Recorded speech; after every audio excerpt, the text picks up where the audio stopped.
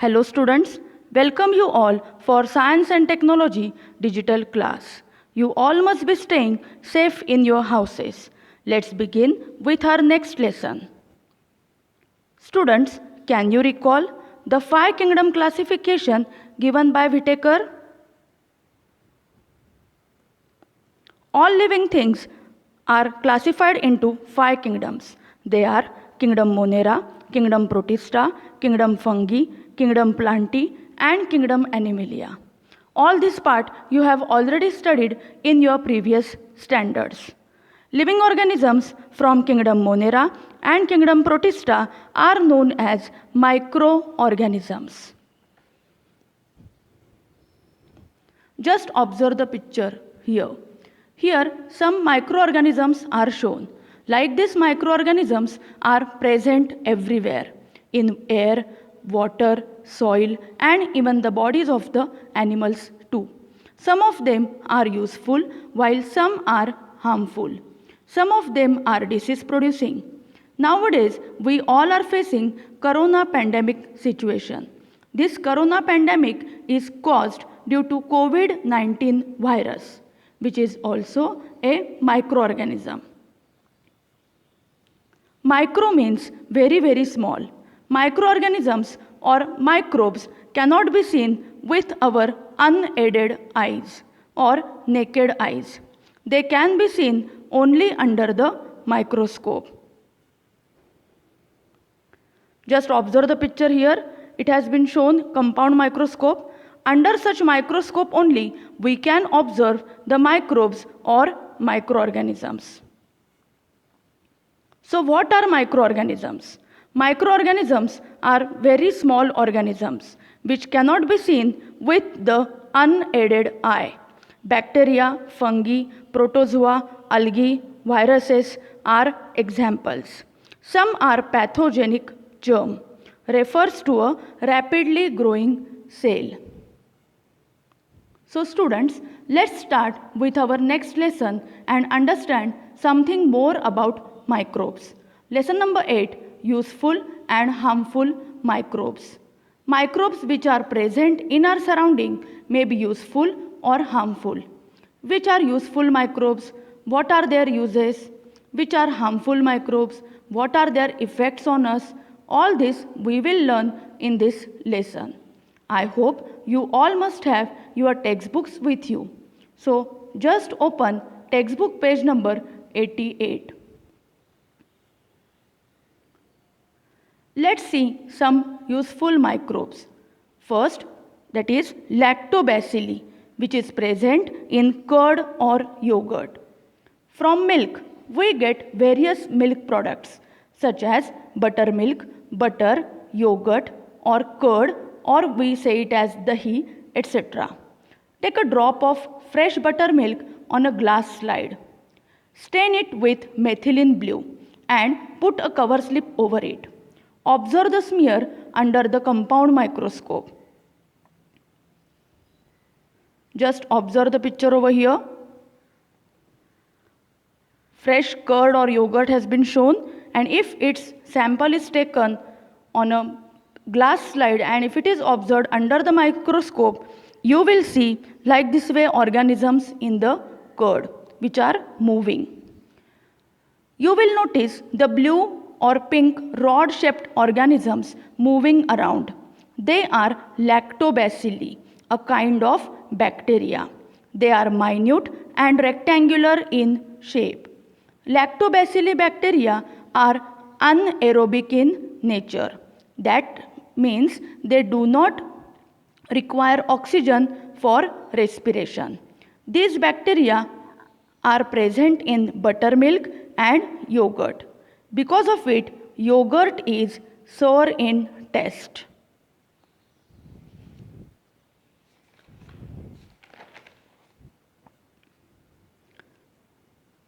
How is yogurt made from milk? What exactly happens in this process? Just ask to your mother. First, milk is made little warm, and then in that a small sample of curd is mixed.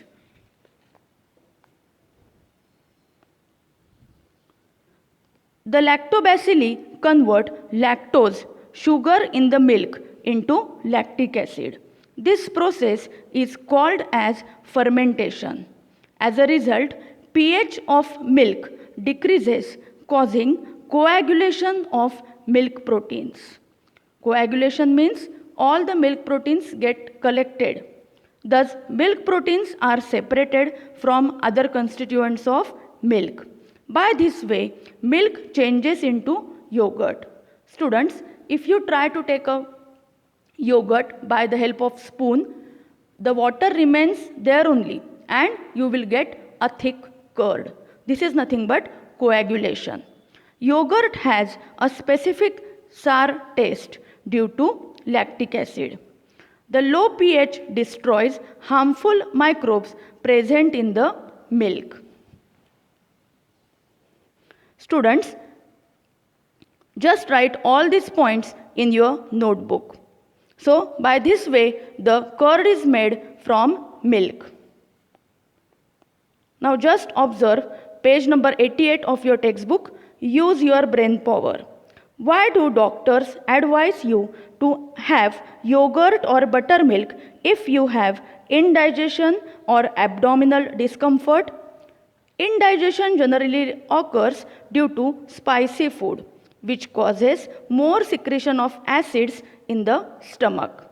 Since buttermilk has probiotics or living bacteria, that is lactobacilli, it can neutralize acids in the stomach and give us the soothing effect. Sometimes yogurt becomes bitter and froths up. Why does this happen? Yogurt can taste bitter sometimes if the fermentation is in excess than the required amount. During the fermentation process, the lactose present in the milk is converted into lactic acid under ambient environmental conditions. When the optimum consistency is reached, it has to be refrigerated to stop the fermentation process. If this is not done, then the fermentation continues and more amount of lactic acid is produced, and which turns the curd bitter. Students, you can ask to your mother that after making curd, if she keeps the same in the refrigerator or not. Because to avoid its bitter taste, we have to keep it in refrigerator. Third question is, which different milk products are obtained at home by fermentation of the cream from the milk? Different milk products such as buttermilk, butter, ghee, paneer are obtained at home by fermentation of the cream from the milk. What is meant by probiotics?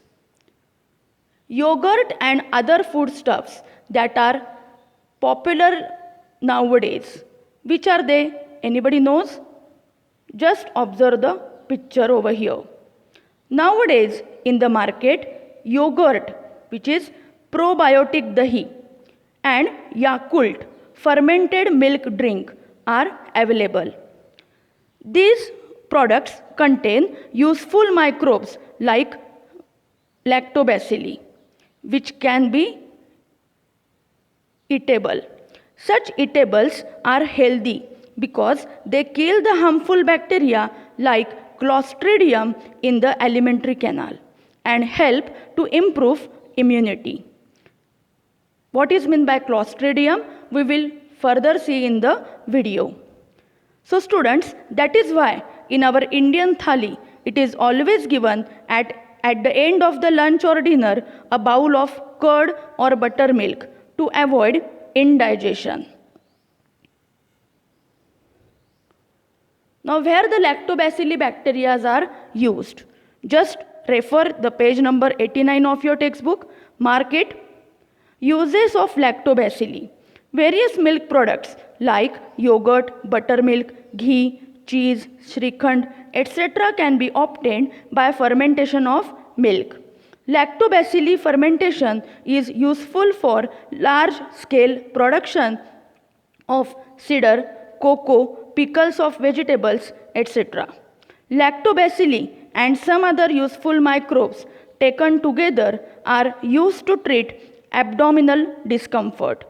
Leavened fodder offered to domestic cattle like cows and buffaloes is fodder fermented with the help of lactobacilli. The lactobacilli fermentation process is used to make wine and some of the bread. So all these are uses of lactobacilli. Now we will see the next microbe, Rhizobium bacteria, which is symbiotic bacteria.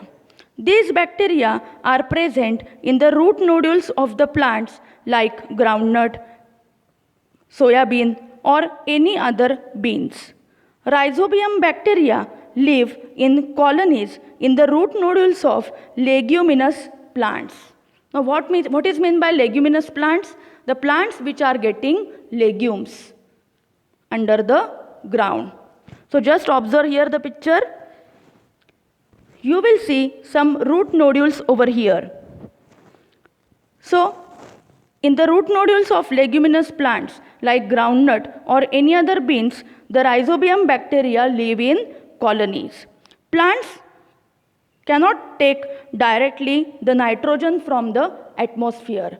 In the previous lesson, we have already learned the nitrogen cycle. So, the bacteria which are present in the root nodules help for the plants for nitrogen fixation, that is conversion of nitrogen into nitrogenous compounds. In return, the bacteria gets the carbohydrates from the plants.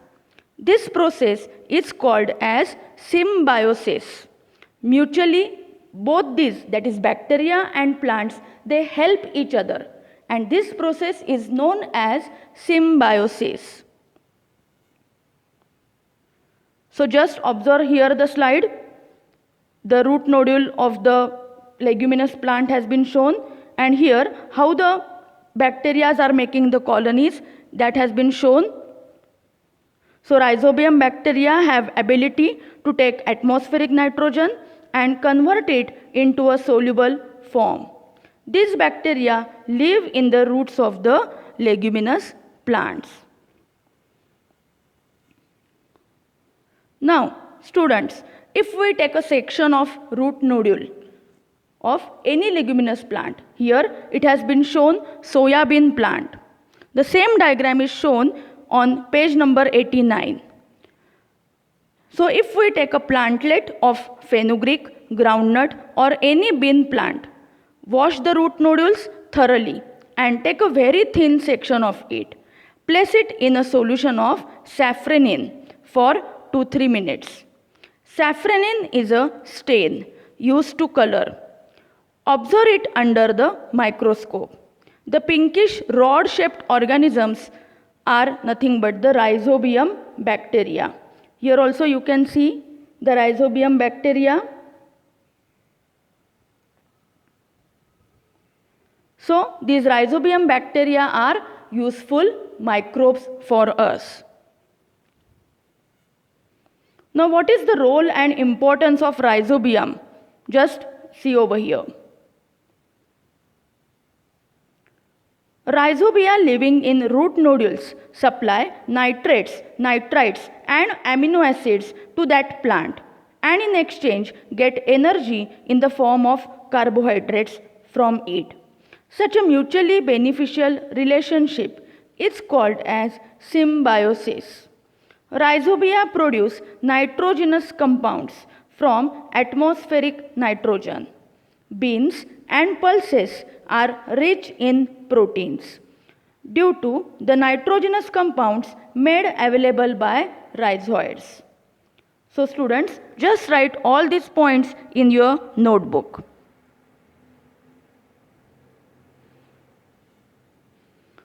Now next we are going to see about one more useful microbe which is known as yeast.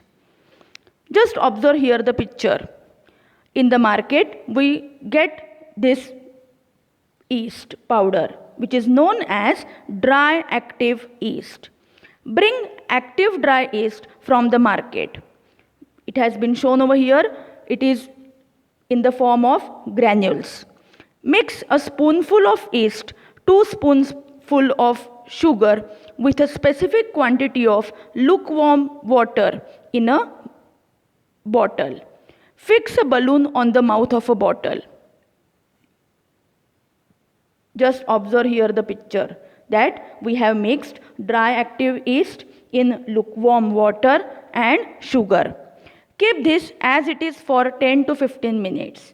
What do you observe after 10 to 15 minutes? The balloon will get inflated with evolution of carbon dioxide gas. The yeast powder bulges in lukewarm water and sugar. The yeast cells grows over here. If we take a drop of this solution on a glass slide and put a cover slip over it, and if we observe it under the compound microscope, what we will see? We will see budding in yeast.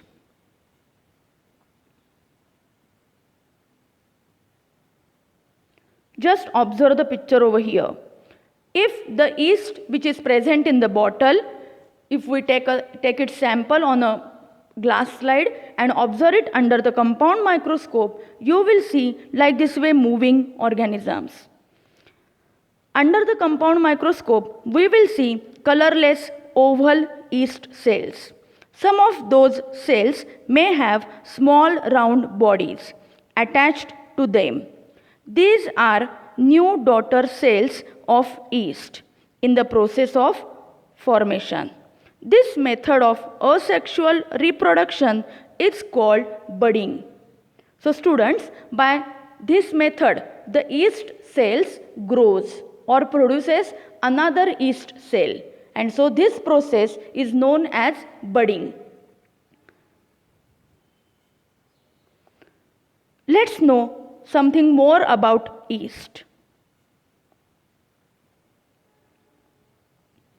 Yeast is a heterotrophic fungal microbe that grows on carbon compounds.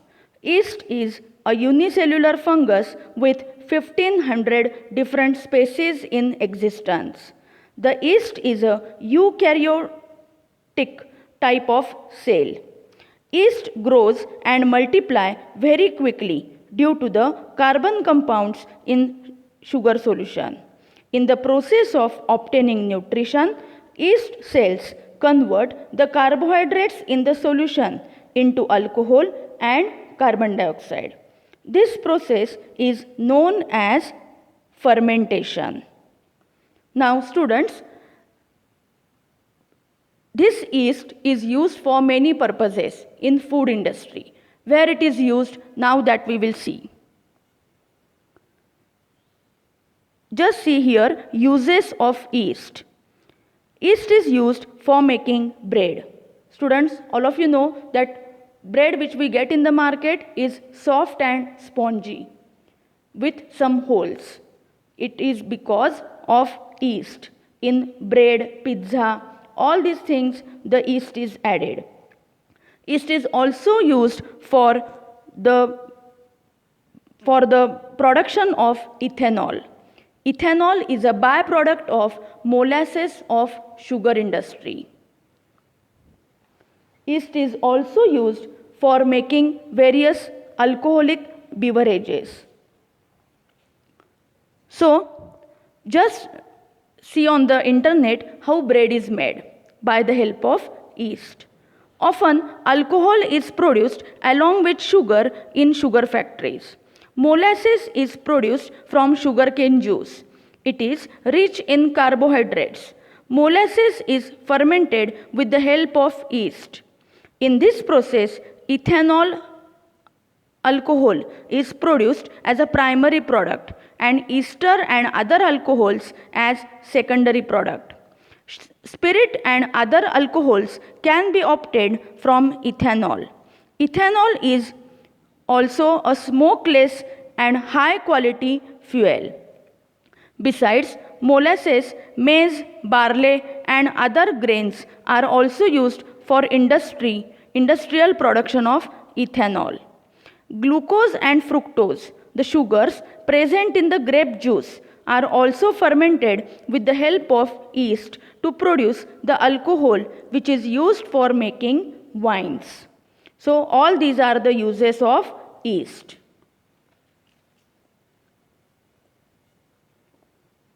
Use your brain power. See the questions on page number 91. First question. Recently, it has been made compulsory in India and some other countries to mix 10% ethanol with fuels like petrol and diesel. What is the reason for this? Ethanol is a biofuel obtained from sugar molasses. Mixing of ethanol with petrol reduces dependence on fossil fuels and helps the environment by reducing air pollution. Second question is, why are wineries located near Nashik in Maharashtra? Nashik district has a favorable climate for growing grapes. Wineries are used for fermentation process as well as storage of wine. Third question is, chapatis made from wheat only swell up, but bread becomes spongy, soft and easy to digest. Why is it so? Chapatis made from wheat only swell up, but bread becomes spongy, soft and easy to digest because of yeast, which is added in it while making it. Yeast gives sponginess and softness to the bread. Now next part we are going to see bioremediation. Some microorganisms like Alcanovorax, Borcumensis are used to clear the oil spills in the big oceans.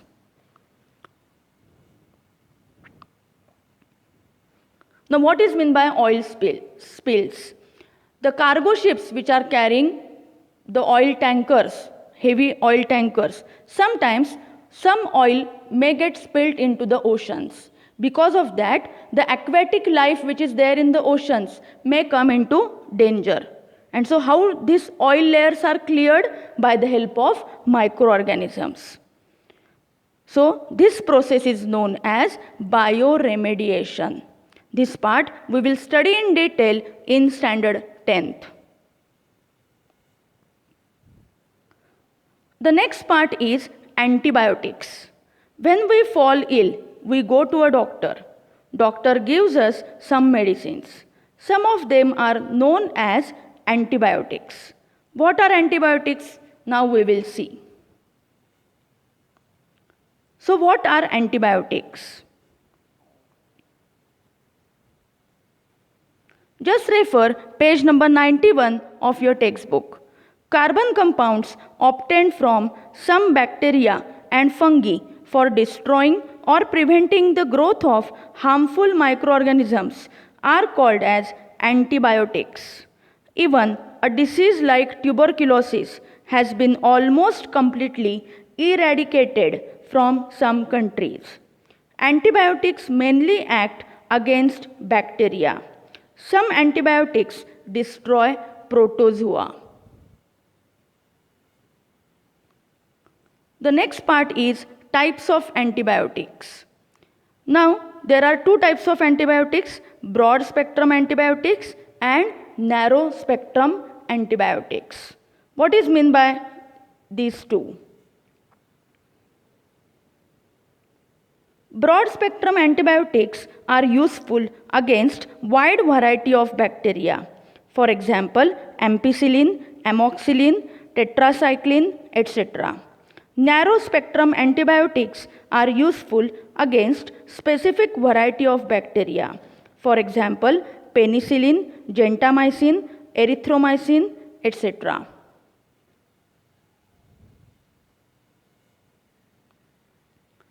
Now, who has discovered these antibiotics? Let's see about it.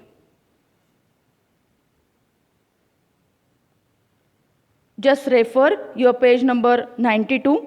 Sir Alexander Fleming has discovered penicillin, the first antibiotic, in 1928, which is considered one of the most important discoveries of the 20th century. So, just mark all this. So, penicillin is the first antibiotic. Now, how it was discovered, that part we will see.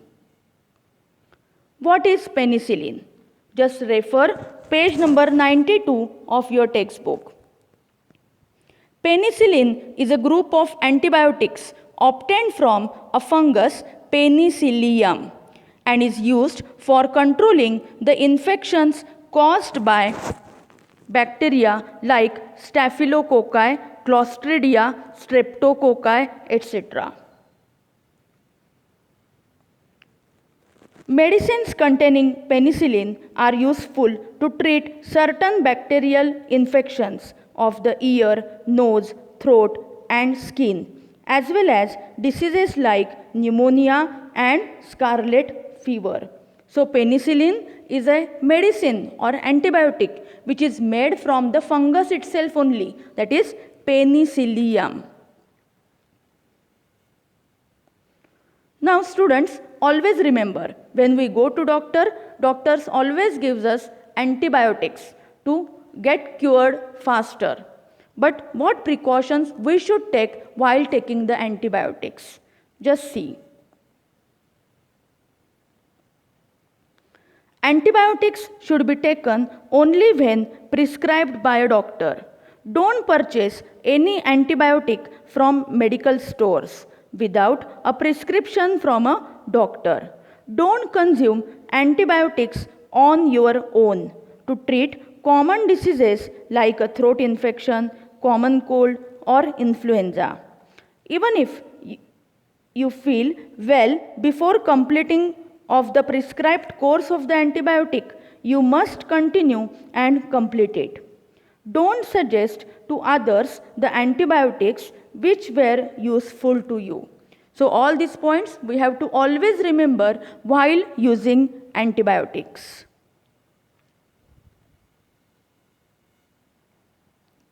So here are some medicinal uses of microorganisms, that antibiotics and vaccines. Some bacteria help to make the antibiotics and vaccines, which are also useful for human to prevent diseases. Several diseases including cholera, tuberculosis, smallpox, hepatitis can be prevented by vaccination. Now students, nowadays all over the world the scientists are researching for the vaccine of the coronavirus disease. And so, if that vaccine comes, that will be useful for all over the world.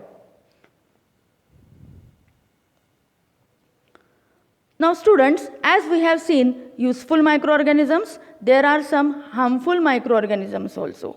So, first microorganism which is harmful to us, we are going to see, that is fungi in our day-to-day life.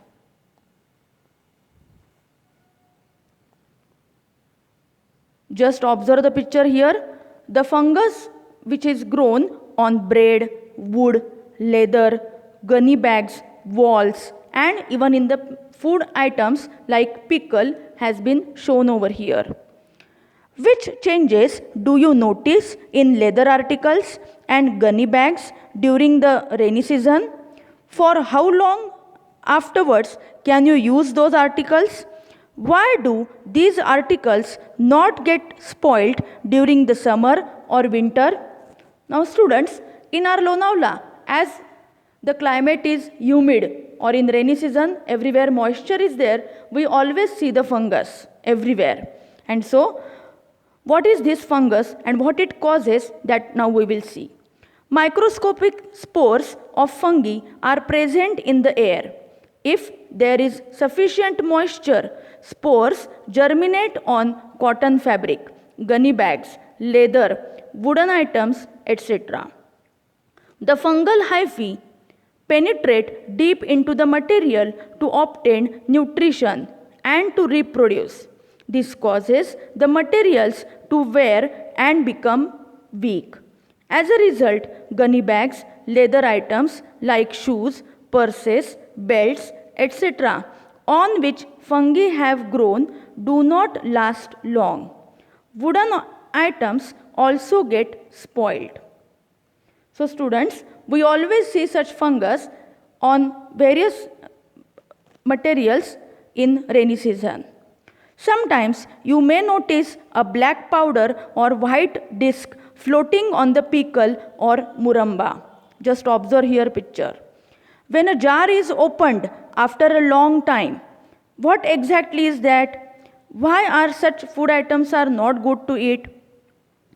So, what is that? Various species of fungi grow on food items like pickles, muramba, jam, sauce, chutney, etc. They use the nutrients in these food items for growth and reproduction. During this activity, fungi release mycotoxins, certain poisonous chemicals, into the food, and thus food becomes poisonous. Hence, the food on which fungi have grown cannot be eaten. So, students, always remember that in rainy season or whenever you want to take pickle, jam or muramba from the bottle, we have to always use the dry spoon to avoid fungal infections. Now, next harmful bacteria we are going to see is Clostridium. Sometimes cases of food poisoning occur during community feasts. Such news always come in the newspaper. How does the food become poisoned all of a sudden? The bacteria which spoil cooked food are Clostridium. Just observe the picture here. Out of about 100 different species of this bacterium, some are free living in the soil, whereas some live in the alimentary canal of humans and other animals. These bacteria are rod shaped and produce bottle shaped endospores in adverse conditions.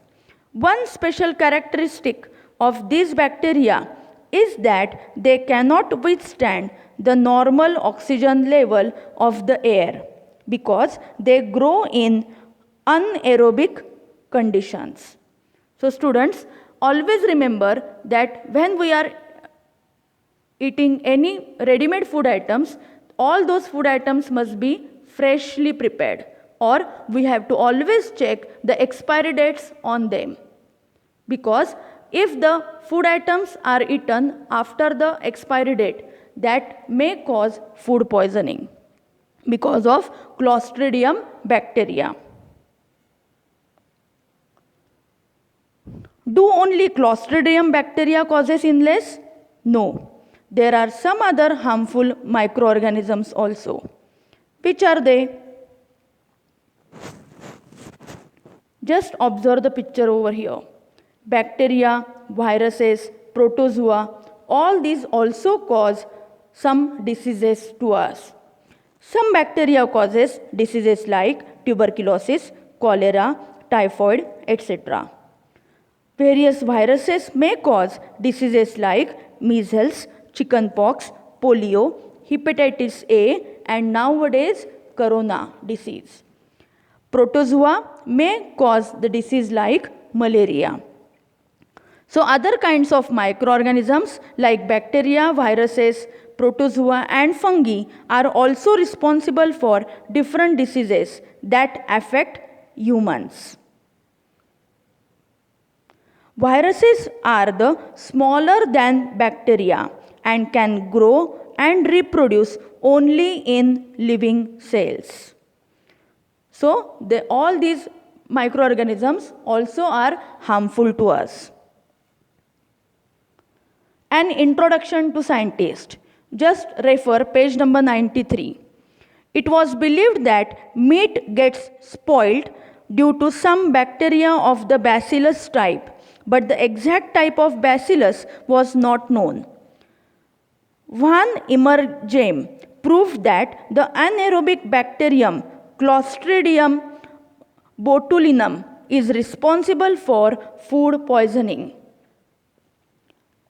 Ida Bengtsson obtained higher education in biochemistry at Chicago University. She conducted important research on the toxin responsible for gas gangrene and the antitoxin useful for treating it. While she was doing research on the dreaded disease called typhus, she herself contracted the infection. But she overcame it and continued her research. For this work, she was honored with the Typhus Medal in 1947. So, students, like this, just now also all over the world, in many countries, researches are going on for finding the vaccine of corona disease. Now just refer page number 94. There a chart is given about various diseases, name of the disease, pathogen, mode of infection and preventive measures. Just write all this chart in your notebook. So students, diseases like AIDS, hepatitis, influenza, measles, chickenpox, bird flu, swine flu, dengue, all these get caused because of viruses. Diseases like pneumonia, leprosy, cholera get caused because of bacteria. Diseases like malaria get caused because of protozoa. And dandruff, ringworm, scabies, all these we get because of fungal infections. So just write all this chart in your notebook. So just have a quick recap what we have learned today. We have seen about lactobacilli and its uses, rhizobium and its uses, yeast and its uses. Then we have learnt about antibiotics and its uses in medicines. What is meant by penicillin and its uses. We have learnt fungi in daily life and its effects on us. And we have also learnt about Clostridium bacteria and its effect, such as food poisoning. So, students, just read all these things from the lesson. So, read the lesson thoroughly, mark the important points from the textbook, write all the important points from the video. Thank you.